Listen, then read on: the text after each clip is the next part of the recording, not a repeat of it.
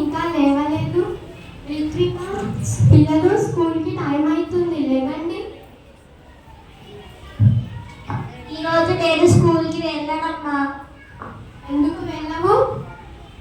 తెలుగు భాష దినోత్సవం కదమ్మా, నాకు తెలుగు అంటే పెద్దగా ఇంట్రెస్ట్ లేదు.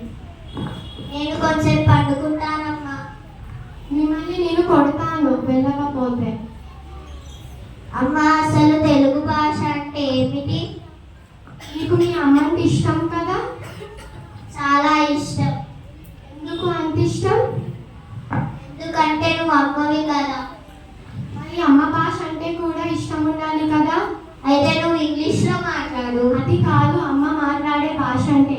అమ్మ మాట్లాడే భాష అంటే మన తరతరాలుగా అమ్మ, అమ్మమ్మ, నాయనమ్మ మాట్లాడే భాష. ఇది మన మాతృభాష. మనం తెలుగు వాళ్ళం కాబట్టి మన మాతృభాష తెలుగు.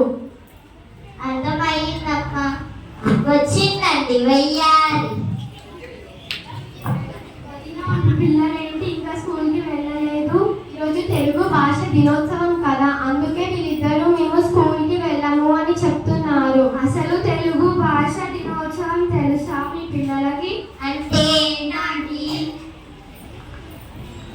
ఊరుకోండి పిల్లలు. వదిన, అసలు మీరు ఇక్కడికి ఎందుకు వచ్చారు?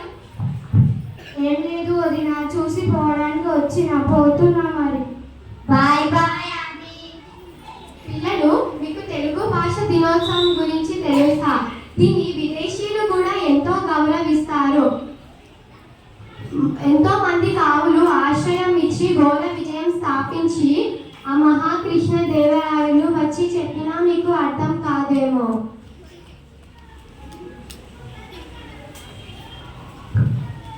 పిల్లలు, ఈరోజు తెలుగు భాష దినోత్సవం కదా, మరి ఎందుకు ఇంకా స్కూల్కి వెళ్ళలేదు?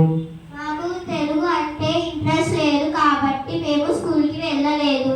ఇది మన భాషకు చాలా అవమానం. అసలు మన భాష తెలుగు తీలై ఉన్న దేశంపు తెలుగు తీర తెలుగు వల్ల ఉన్న తెలుగు వల్ల ఇంద్ర నికుల కులవేరే ఏదరే భాష ఈ దేశ భాష నన్ను తెలుగు లెస్స. ఈ భాషలో ఉన్న మన తెలుగు భాష అంత మధురమైంది, మంచి అయ్యే భాష లేదమ్మా. తల్లి గోదావరి కృష్ణమ్మ కూడా మన తెలుగు భాషకే సొంతం.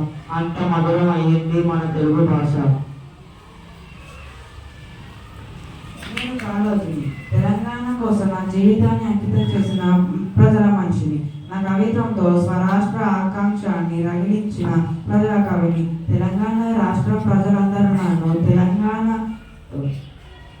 తెలంగాణ మాండలికానికి నిలువెత్తు నిద్రిస్తుంటారు. రఘువీర్ నారాయణ లక్ష్మీకాంత్ శ్రీనివాస్ రామరాజ్ కాళోజీ నా పూర్తి పేరు. నేను సెప్టెంబర్ 9, 1914 నాడు జన్మించాను. తెలంగాణ ప్రభుత్వం నా జన్మదినాన్ని తెలంగాణ భాష దినోత్సవంగా జరుపుకొని నన్ను ఎంతో గౌరవిస్తారు.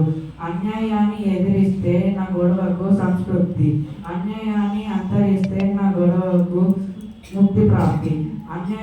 ఎవరైతే అన్యాయాన్ని ఎదిరిస్తారో వాళ్ళు నాకు ఆరాధ్యులు. నమస్కారం.